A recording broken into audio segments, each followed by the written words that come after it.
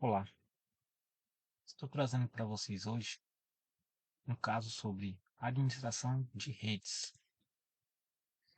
Como exemplo, eu vou dar aqui para vocês um hospital de grande porte, que seria o Hospital Albert Einstein, que sofreu um ataque cibernético em 30 de novembro de 2020, o qual esse resultado, houve um vazamento de dados sensíveis de milhares de pacientes. No caso aqui, esses hacks explorou vulnerabilidades na rede hospitalar e acessaram informações confidenciais, adquirindo uma lista que expôs dados pessoais de médicos, pacientes testados pela Covid-19, internados no hospital, e também dados financeiros da instituição. Aí eu falo, o que a gestão de rede poderia ter feito? Né? No caso aqui, eles poderiam ter feito o quê? Atualização de sistema, que no caso, eles poderiam manter os sistemas operacionais, software e firewall atualizados, que também é fundamental para corrigir as vulnerabilidades desconhecidas, né? No caso, conhecidas aí na rede. E por que precisamos atualizar os tópicos abaixo? O primeiro tópico seria correção de vulnerabilidade. Essa correção de vulnerabilidade seria as atualizações, né, que teria que ser realizadas e para corrigir as falhas de segurança que podem ser exploradas por atacantes. Imagine aí o seu computador como uma casa. Essas vulnerabilidades são como janelas ou portas sem tranca. Se alguém encontrar uma dessas janelas abertas, ela pode entrar em sua casa e levar suas coisas. Resumindo, são como os buracos ou falhas no sistema, que usamos no computador. Esses buracos, eles podem ser explorados, Eles podem ser é, explora- é, é, explorados por hacks para invadir nossos sistemas e causar problemas como roubar dados ou danificar arquivos. Podemos também realizar a melhoria de desempenho. Essa melhoria de desempenho seria as atualizações que inclui as otimizações que podem melhorar o desempenho do sistema. Vou dar um exemplo. Imagine um carro. Quando você vai na concessionária e compra um carro novo, ele anda rápido e sem problema nenhum. Mas com o passar do tempo, um ano, 2 anos, 3 anos depois, esses carros também precisam de fazer manutenção. É igual um computador. O carro vai começar a ficar mais lento, o carro vai gastar mais combustível, ou até mesmo vai apresentar outros problemas diferentes. Aí, para esse carro voltar a funcionar como novo, você precisa fazer uma revisão ou trocar algumas peças, É a mesma coisa um computador e sistema. Com o tempo, vai tendo atualização, chegando peças novas. Aí eles também podem ficar mais lentos, pode travar com frequência, eles podem apresentar erros e teria essa melhoria de desempenho. É como essa revisão no carro, um conjunto de ações, que faz com que seu computador ou sistema volte a funcionar de forma rápida e eficiente. Temos também novas funcionalidades. São algumas atualizações adicionadas e novos recursos implantados. Vou dar outro exemplo aqui. Imagine um celular. Quando você compra um celular novo, ele vem com uma série de aplicativos e funções para fazer ligação, enviar mensagem, tirar foto e outras funções, Mas com o tempo, eh, o fabricante lança atualizações que adicionam novos recursos. Por exemplo, as câmeras digital antigamente era ruim do celular, Hoje em dia, quem tem um celular não compra mais. Você não vê o pessoal saindo na rua com câmera, máquina fotográfica. Só se for uma profissional mesmo, porque hoje em dia o celular a câmera já está com melhor qualidade que existe, né? No caso, um sistema de reconhecimento facial, ele é mais preciso, ou possibilita de fazer pagamento pelo celular. Hoje você não precisa mais ficar indo em banco, né? Fazer esse tipo de pagamento. Tem também as atualizações de software, né? Que a maioria das novas funcionalidades, elas hum, são adicionadas através de atualização de software, que também pode ser instaladas automaticamente ou manualmente. Por exemplo, a gente tem novos aplicativos, né? Que são algumas funcionalidades que são importantes e exigem o desenvolvimento de um novo aplicativo. Temos também os hardware, né? Em alguns casos é necessário um novo hardware para suportar novas funcionalidades, como uma câmera de maior resolução ou um processador mais rápido. Aí, como podemos fazer essas atualizações que eu estava falando agora? A gente pode fazer essas atualizações configurando de forma automaticamente as atualizações, onde a maioria dos sistemas operacional e software, né, permite configurar automaticamente. Vou dar um exemplo. Imagine um jardim. Para que as plantas do jardim cresçam saudável e forte, você precisa regar e adubá-las, né, regularmente. Da mesma forma, para que seu programa de computador funcione bem e de forma segura, né, você precisa atualizar de vez em quando. Essas atualizações automáticas são como um jardineiro automático para seus programas. Elas fazem com que o seu computador verifique se há novas versões disponíveis para seus programas e instala automaticamente, sem que você precise fazer nada. Aí, além disso, a gente tem que realizar testando, né?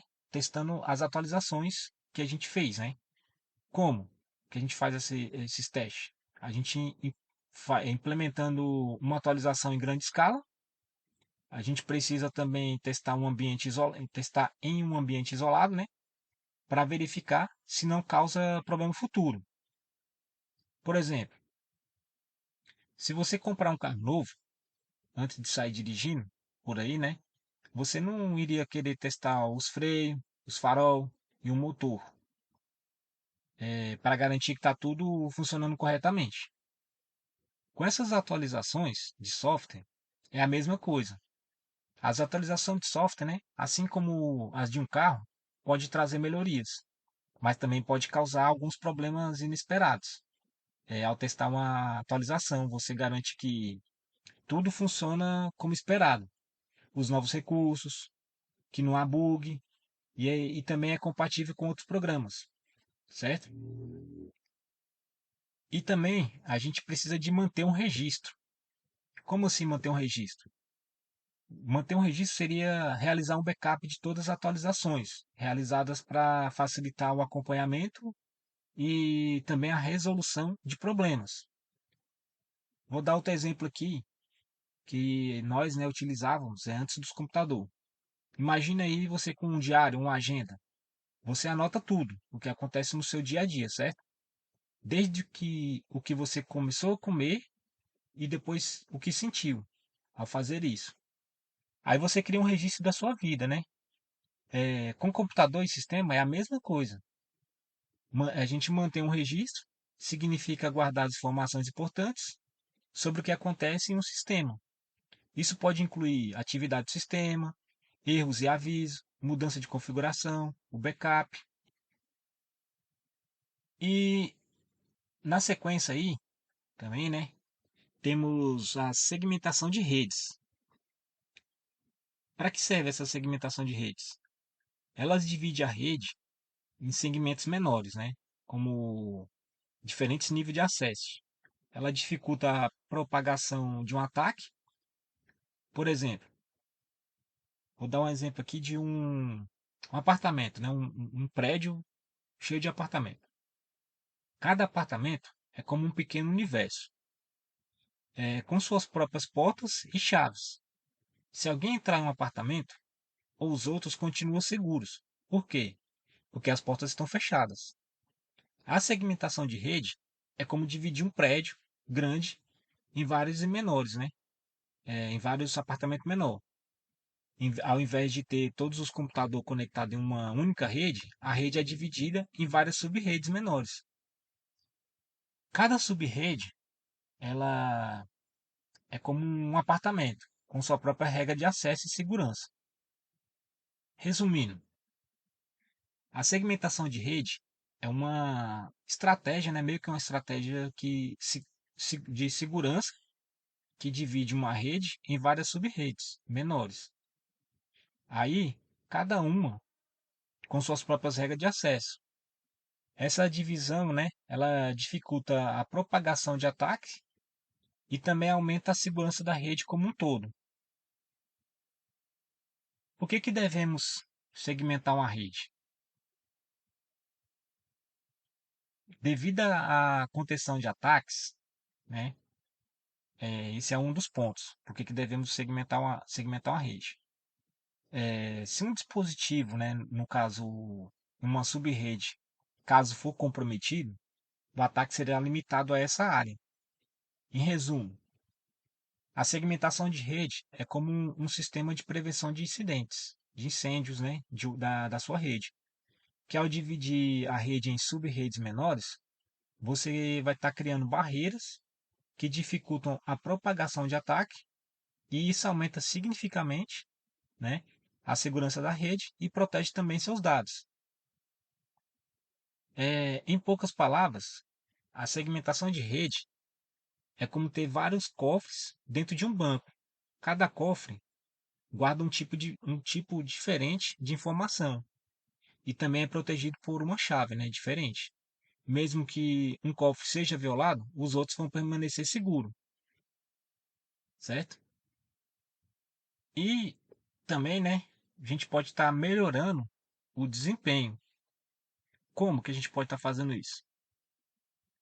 Com a segmentação, podemos melhorar o desempenho da rede, pois o tráfego, né, em cada sub-rede, em resumo, é uma segmentação de rede que organiza um restaurante lotado.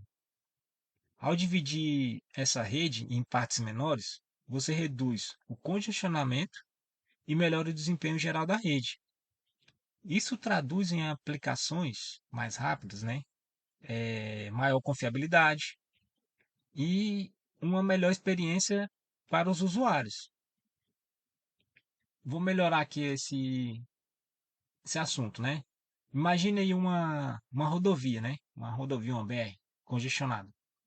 Se você dividir essa rodovia em várias vias menores, o tráfego vai fluir mais suave. Por quê? Porque vai haver menos carro em cada via e a segmentação de rede funciona da mesma forma. Ao dividir a rede em sub-rede menor, você reduz o congestionamento e melhora o desempenho. Em poucas palavras, né? Eu estou falando aqui que que a segmentação de rede é como organizar um buffet, né? De buffet de restaurante, uma festa, alguma coisa. Que ao dividir os alimentos em diferentes áreas, você evita fila e garante que todos os convidados sejam atendidos rapidamente. Também podemos incluir a compliance, né? Que no caso a compliance, ela é onde algumas normas de segurança elas exigem a segmentação de redes. Em resumo, essa segmentação de rede, né, ela não é apenas uma questão técnica, mas também é uma exigência legal para muitas empresas, né? E ao segmentar a rede, é, essas empresas ela demonstra que estão comprometidas com a segurança, com os dados e o cumprimento das normas de segurança. Por exemplo, imagina aí uma fábrica que produz medicamento, né, hospitalar, medicamento de farmácia, essas coisas assim. A área de produção, né, onde são manipulados os medicamentos em uma área restrita, essa segmentação de rede ela funciona da mesma forma. as áreas mais sensíveis da rede, como o servidor que armazena dados confidencial, ele deve ser isolado e protegido. Em poucas palavras, podemos dizer que essa segmentação de rede é como um sistema de segurança em um prédio comercial. Cada andar do prédio tem um nível de segurança diferente. E essas pessoas só podem acessar as áreas para as quais estão autorizadas, certo? E com isso, né, vamos chegar nesse tópico aqui, como podemos segmentar uma rede. A gente pode segmentar essa rede identificando as áreas críticas, né? Determinando quais as áreas da rede precisam de maior proteção e isolando em sub-redes separadas. Vou dar um exemplo aqui, o nosso hospital lá na primeira página, né? Na página 2 lá, o Hospital Albert Einstein. No caso, no hospital existem áreas que exigem um nível de segurança muito alto, como a central de gases medicinais ou o banco de sangue. Essas áreas, né, elas são isoladas e protegidas para garantir segurança dos pacientes e também dos funcionários. Na sua subrede, existe, né, áreas críticas. O servidor que armazena dados sensíveis e o sistema de pagamento, e-mails corporativos, entre outros, né? Essas áreas elas precisam de um nível de proteção maior. Por quê? Porque assim ela vai evitar ataque e garantir continuidade nos negócios. Aí como que a gente poderia identificar essas áreas críticas? A gente pode identificar essas áreas críticas mapeando a sua rede, classificando os dados, avaliando os riscos, consultando as normas de segurança.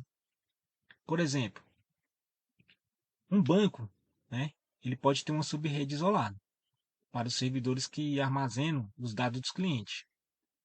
Essa subrede ela terá regras, né, de acesso muito restritas e apenas alguns funcionários autorizados terão permissão para acessar.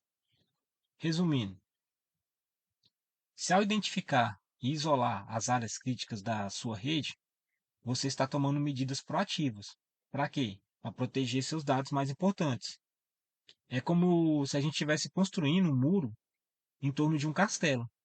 As partes mais valiosas do castelo são protegidas por um muro mais alto e mais forte. Vou dar outra explicação aqui, né? Vamos colocar aqui uma joalheria. As joias mais valiosas são guardadas em cofre separado e protegido por um sistema de alarme. E também elas são guardadas individualmente, né? Elas não são todas unificadas num cofre só. Elas são unificadas como se fosse uma sub-rede, né? Separadas. Essa segmentação de rede, né? Ela funciona da mesma forma. Os dados mais valiosos da sua empresa eles ficam armazenados em sub-redes isoladas e protegidas. Em poucas palavras, a segmentação de rede é como ter um sistema de segurança em casa. Você protege as portas e janelas, mas também instala um sistema de alarme para proteger os objetos de maior valor. A gente pode também, né, para poder ajudar aí nessa segmentação, a gente pode estar utilizando os firewall, né? Aí a gente pega o firewall, a gente configura o firewall para controlar o tráfego, né? E entre as diferentes subredes. Imagina aí um prédio, igual aquele exemplo que eu dei anterior, né? Um prédio e apartamentos com várias portarias. Cada portaria, né, controla quem entra e quem sai de um determinado conjunto de apartamento. Os porteiros verificam a identificação de cada pessoa e autorizam ou não a entrada.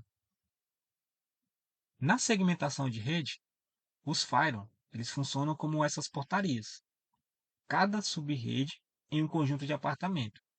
Cada subrede contém um grupo de dispositivos, como servidores, computadores e impressoras. O firewall ele controla o tráfego, né, entre as subredes. Ele examina cada pacote de dados que tenta passar em uma subrede para outra, decide se permite ou bloqueia o tráfego, né, com base em regras pré-definidas. E para que a gente tem que configurar o firewall, né? e controlar o tráfego entre as sub-redes? A gente tem que controlar isso aí, por quê? Por causa da segurança, que no caso você pode bloquear ataque que tenta espalhar de uma sub-rede para outra. Vem também a compliance, né? Que muitas normas de segurança exigem que o tráfego entre diferentes áreas de rede seja controlado. Temos também o desempenho. Quando limitamos o tráfego entre sub-rede, você pode melhorar o desempenho da rede e reduz também o congestionamento. E também é, a configuração do firewall, né? Ela pode ser complexa e varia de acordo com o modelo de equipamento. No entanto, os princípios básicos são os mesmos, né? A gente pode criar regras, com as regras que definem quais tipos de tráfego são permitidos ou bloqueados entre as sub-redes. Tipo, a gente pode só permitir o acesso HTTP entre sub-redes, mas bloquear o acesso SSH. E também a gente pode estar definindo as interfaces, associando cada regra às interfaces do Firewall, que conectam as sub-redes e testando também as regras, né? Antes de aplicar as regras em produção. A gente testa para garantir que o tráfego ele esteja fluindo corretamente.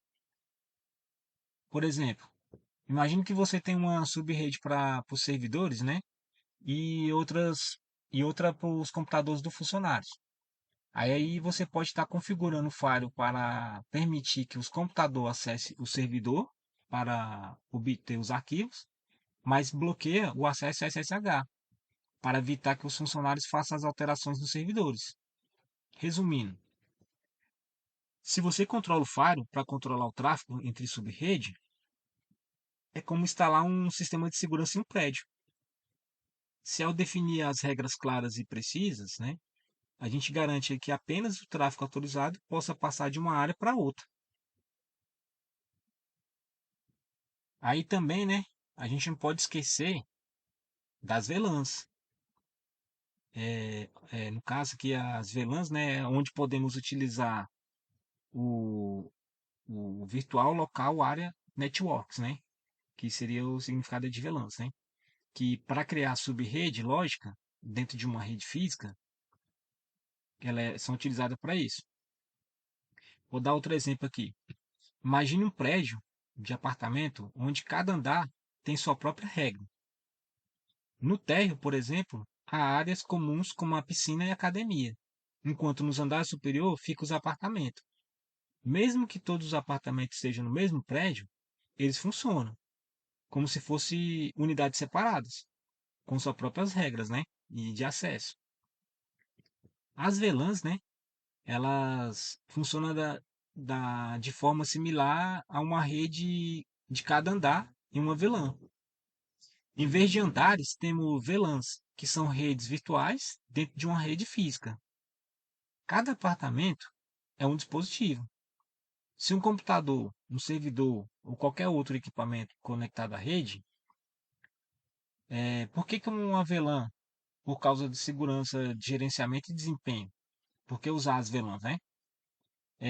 No caso da segurança, as VLANs elas permitem que você isola diferentes grupos de dispositivos, aumentando a segurança da rede. Por exemplo, você pode colocar os servidores em uma VLAN separada dos computadores funcionários.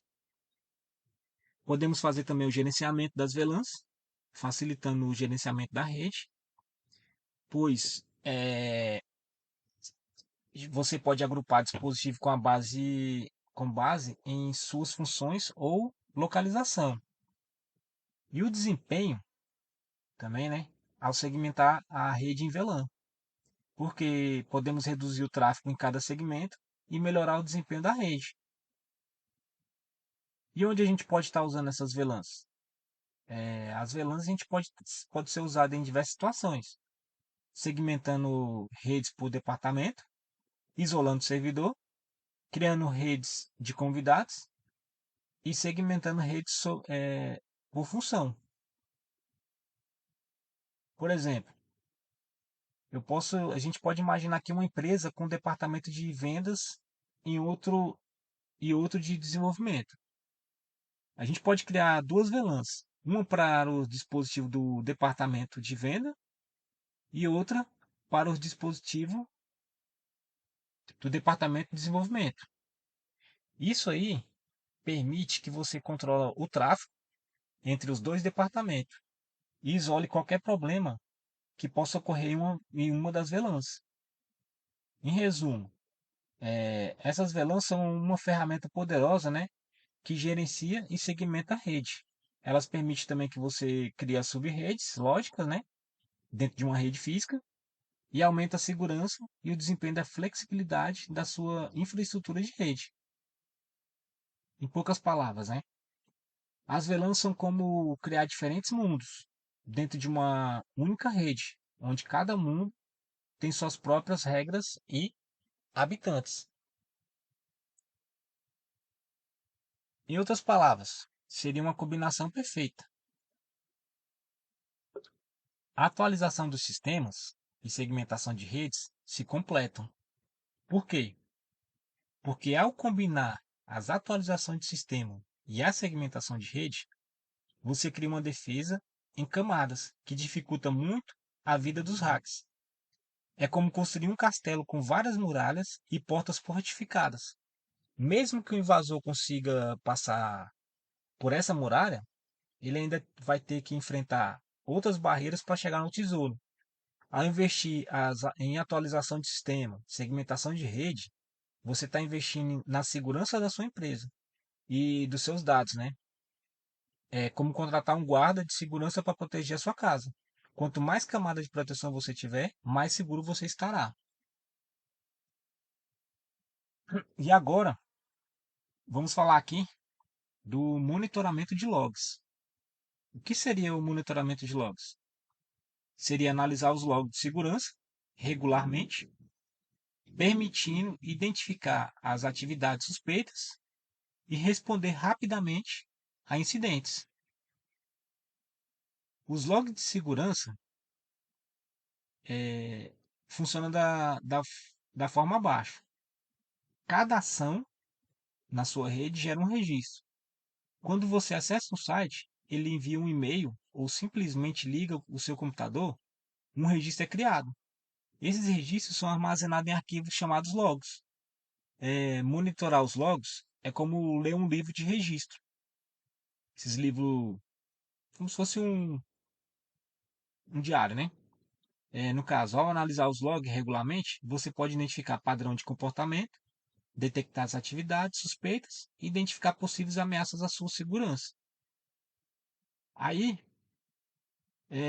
quais os tipos de logs que podemos estar enfrentando aqui, né? Ou citando. Eu vou falar aqui do log de Firewall.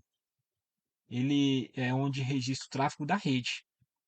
Esse log de Firewall seria o seu diário de bordo da rede. É como se fosse assim, imagina aí um porteiro de um prédio comercial. Ele controla quem entra e quem sai do edifício, registrando cada pessoa que passa pela portaria em um livro de registro. Esse livro é como um diário de bordo, mostrando quem esteve no prédio e quando. Os logs de Fire, né, eles funcionam da forma similar, de forma similar. O Fire é o porteiro da sua rede. Ele controla todo o tráfego de internet que entra e sai da sua rede. Os logs são os livros de registro. Cada vez que um pacote de dados passa pelo Fire, ele registra essa informação em um arquivo de log. Esses logs eles contêm o- os detalhes como quem, onde, o que, quando e o resultado. Quem seria qual dispositivo o computador tentou se conectar à rede. Onde? Qual o endereço de IP, de origem e de destino? O que? Qual tipo de dado está sendo transmitido? É um e-mail? É um acesso a um site? Etc. Quando? É a data e a hora da conexão. E o resultado? É se a conexão foi permitida ou se a conexão foi bloqueada. Aí eu pergunto, por que esses logs de Firewall eles são importantes? Por quê? Porque a detecção de intruso, identificação de problemas de rede, investigação de incidentes e conformidade. Em resumo, resumir aqui esses 4 itens que eu falei agora. Os logs de Fire, né? são como um histórico completo de tudo o que acontece na sua rede, que ao analisar esses logs regularmente, podemos identificar problemas, podemos detectar as ameaças e garantir a segurança da rede. No caso, os logs de Fire são a sua linha de frente na detecção de ameaças e na manutenção da segurança da sua rede, que ao analisar esses logs regularmente, você pode tomar decisão mais informadas e proteger seus dados. E agora eu vou com esse segundo tipo de log aqui, que seria o log de sistema operacional. O log de sistema operacional, ele registra os eventos do sistema, como logins, erros e atividades de usuário. Imagine aí aquele diário que você anota nele tudo o que acontece no seu dia a dia, desde que você comeu no café da manhã até o que você fez no trabalho. Agora imagine que seu computador também tem um diário, e esse diário é chamado de log. Os logs de sistema operacional são como diários do seu computador. Eles registram tudo o que acontece, as informações importantes e um histórico completo. Que quando você analisa os logs, você pode ter uma visão completa do que aconteceu no seu computador, desde a última formatação até o momento atual.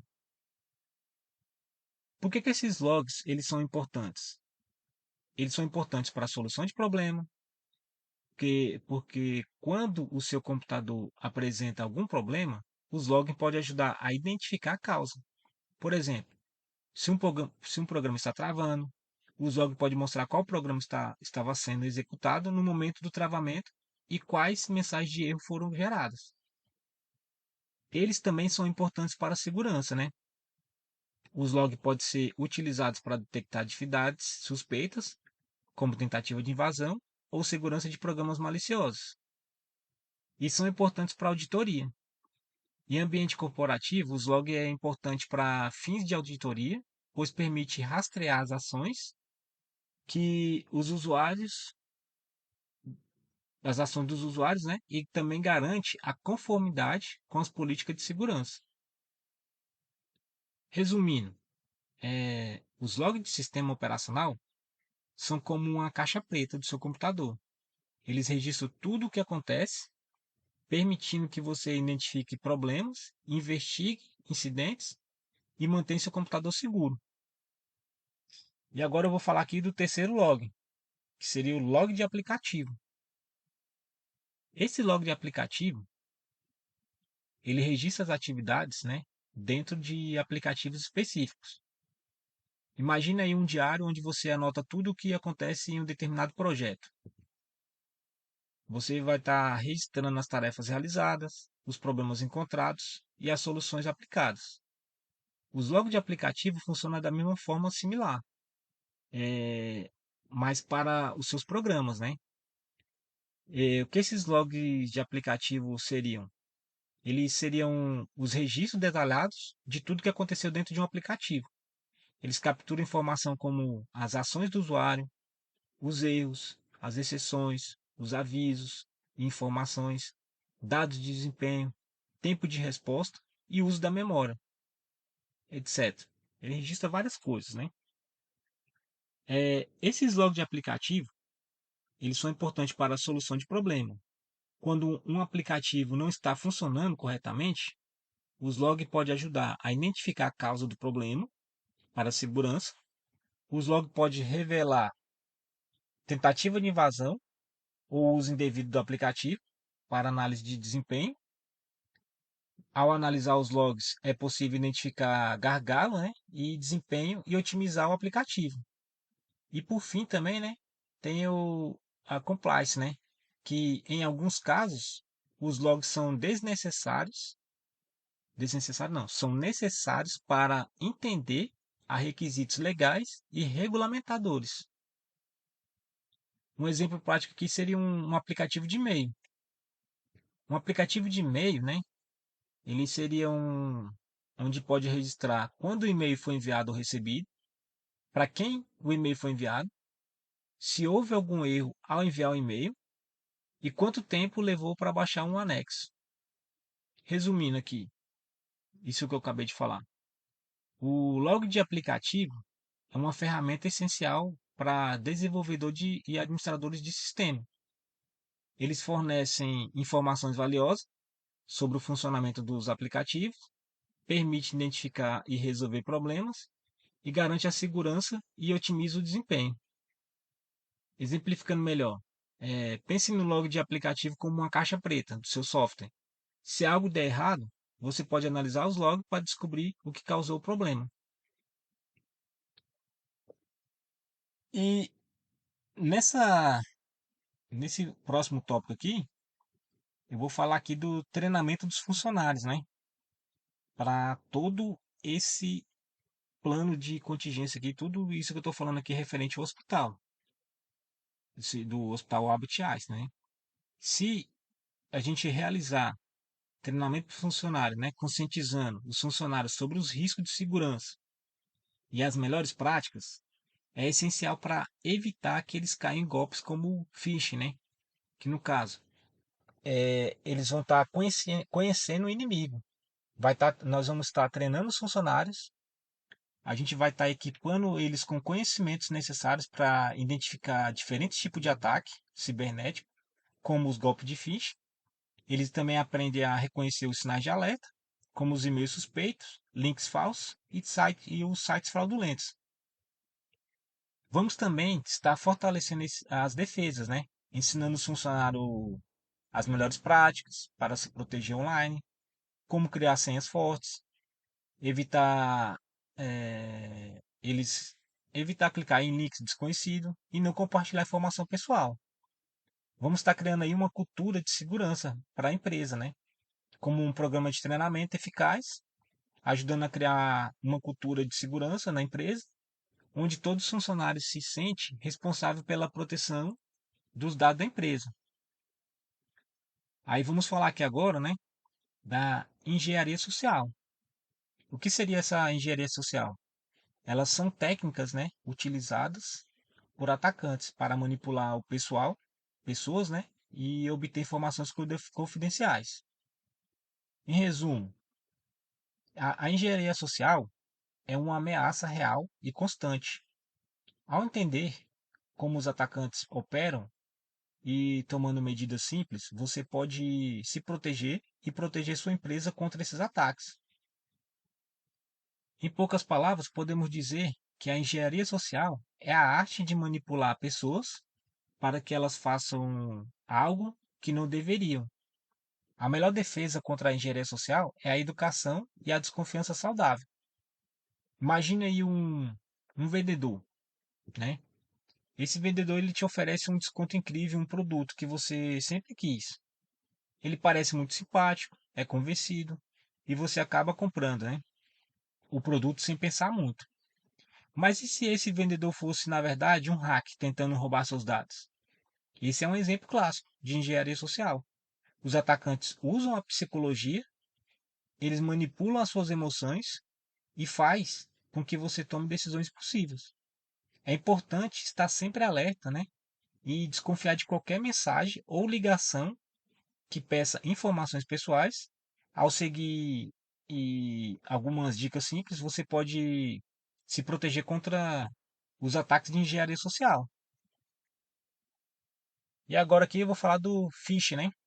Que são aqueles e-mails fraudulentos que tentam induzir o usuário, né, a clicar em links maliciosos ou fornecer também informações confidenciais. O phishing, né, é um golpe onde criminosos enviam e-mail falsos.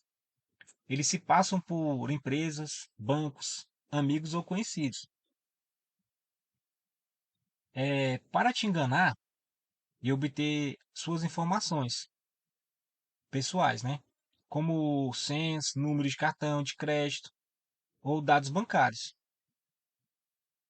Como a gente pode se proteger do phishing? A gente pode se proteger do phishing, né? Desconfiando de e-mails não solicitados, mesmo que o e-mail pareça ser de uma empresa confiável, a gente tem que verificar o endereço de e-mail do remetente. A gente não pode sair clicando em links desconhecidos. A gente passa o mouse sobre o link para ver se o endereço completo, para ver o endereço completo, né, antes de clicar. Também podemos, né, estar digitando manualmente os endereços dos sites. Por quê? Assim a gente vai evitar clicar em links e e-mails. A gente digita o endereço do site diretamente na barra de endereço do seu navegador. Beleza? E outra parte também, né? A gente pode manter o software atualizado. Como? Instalando atualizações de segurança regularmente para proteger seu dispositivo. A gente pode estar criando senhas fortes, usando senha complexa e diferente para cada conta. Resumindo, o phishing ele é um golpe muito comum e perigoso. Ao estar atento, né, é, e tomando algumas precauções simples, você pode se proteger e proteger seus dados. Lembre-se também, se você receber um e-mail suspeito, não clique em nenhum link e entre em contato diretamente com a empresa para confirmar a autenticidade da mensagem. Em poucas palavras, podemos falar: o phishing é um golpe por e-mail que tenta te enganar para roubar suas informações. Fique atento e não caia nessa. Vou falar aqui também agora das boas práticas de segurança. O que seriam essas boas práticas de segurança? São senhas fortes, não compartilhar credencial, evitar dispositivos não confiáveis, etc. Resumindo, a segurança digital é fundamental para proteger sua vida online. Ao seguir essas dicas, simples, você estará dando um grande passo para proteger seus dados e sua privacidade. Imagina a sua vida digital como um jardim. Você precisa cuidar dele, né, para que ele floresça. As boas práticas de segurança são como as ferramentas que você usa para cuidar desse jardim. Lembrando, a segurança digital é um processo contínuo. Esteja sempre atento às novas ameaças e adapte, né, suas práticas conforme necessário. Por que essa segurança digital ela é tão importante? Porque seus dados, como fotos, documentos e informações bancárias, são valiosos e podem também ser usados por criminosos, se cair, né, em mãos erradas. Aí temos aí essa prevenção de fraudes, né? Que no caso, a prevenção de fraude, a gente tem que, ao seguir as boas práticas, né? Você diminui o risco de cair em golpes, como o phishing, e ter seu dinheiro roubado. Proteção da sua reputação online, a segurança digital, também protege sua imagem online, evitando que seus dados estejam sendo usados para fim malicioso. As principais práticas de segurança são senhas fortes, não compartilhar senha, evitar dispositivo não confiável, manter os seus softwares atualizados, utilizar um antivírus, criar cópia de segurança, ser cauteloso com as redes Wi-Fi públicas e também sempre ficar atento a golpes. E vamos agora aqui falar sobre métodos de treinamento. Temos aqui a simulação de phishing, né? Que a simulação de phishing, a gente enviando e-mails simulados para avaliar a conscientização dos funcionários, porque as simulações de phishing, né, são bem importantes. Esses ataques de phishing são uma ameaça constante e em constante evolução, porque tem muitos funcionários aí, né, que são como aquele ditado que o pessoal fala, né, barriga verde. Chegou o e-mail, eles estão clicando, chegou o e-mail, eles estão clicando. Aí a gente fazendo esses métodos de treinamento, né? Podemos fazer simulações, né? Envia para um funcionário, envia para outro. Isso aí a equipe da TI pode estar realizando para ver se tem algum funcionário ainda que cai nessa, né? Nesse golpe fácil aí, seria o phishing, né? Que seria a simulação permite que as empresas testem suas defesas, né? E se preparem para enfrentar essas ameaças de forma eficaz. Em resumo, essa simulação de phishing são como uma ferramenta valiosa para aumentar a conscientização sobre os riscos de segurança cibernética e melhora também a postura de segurança da empresa. Que ao simular ataques reais, as empresas podem identificar a vulnerabilidade e tomar medidas para protegê-lo, né? Temos também os treinamentos online. O treinamento online, ele oferece curso online sobre segurança da informação, cursos que ensinam tudo o que você precisa saber para se proteger de ataques cibernéticos, como o phishing, o malware e outros tipos de ameaças. É como ter um professor particular de segurança digital, né? Disponível a qualquer hora e lugar. Esses treinamentos online são importantes por causa da flexibilidade, conteúdo atualizado, interatividade e acessibilidade. Podemos destacar aí, né, alguns tipos de treinamento online, como cursos, webinars, vídeos, simulações. Em resumo, o treinamento online de segurança da informação são uma ferramenta poderosa para proteger você e sua empresa dos ataques cibernéticos. Ao investir em sua educação digital, você estará dando um grande passo, né, para garantir a segurança de seus dados e informações. Podemos também estar realizando, né, workshops presenciais. Como? A gente pode estar interagindo para engajar os funcionários. Os workshops presenciais, né, de segurança da informação, são como esses laboratórios onde você pode colocar em prática tudo o que aprendeu sobre como se proteger do mundo digital. São encontros presenciais onde os participantes aprendem sobre os conceitos básicos de segurança da informação de forma interativa e prática, através das atividades, né, simulações e discussões em grupo. Esses participantes eles adquirem conhecimento e desenvolvem habilidades para identificar, né, e prevenir ameaças cibernéticas. Esses workshops presencial eles são importantes para o engajamento, o aprendizado prático, a resolução de dúvidas, né, e networks. Em resumo, os workshops presencial de segurança da informação eles são uma ferramenta poderosa que aumenta e conscientiza o conhecimento dos funcionários sobre os riscos cibernéticos, que ao oferecer uma experiência de aprendizado prática e interativa, os workshops ajudam a criar uma cultura de segurança mais forte na empresa. Conclusão: a empresa, ao investir em uma gestão de rede eficiente, essas empresas podem evitar perdas financeiras, danos à reputação e interrupção nos negócios. É isso aí, pessoal.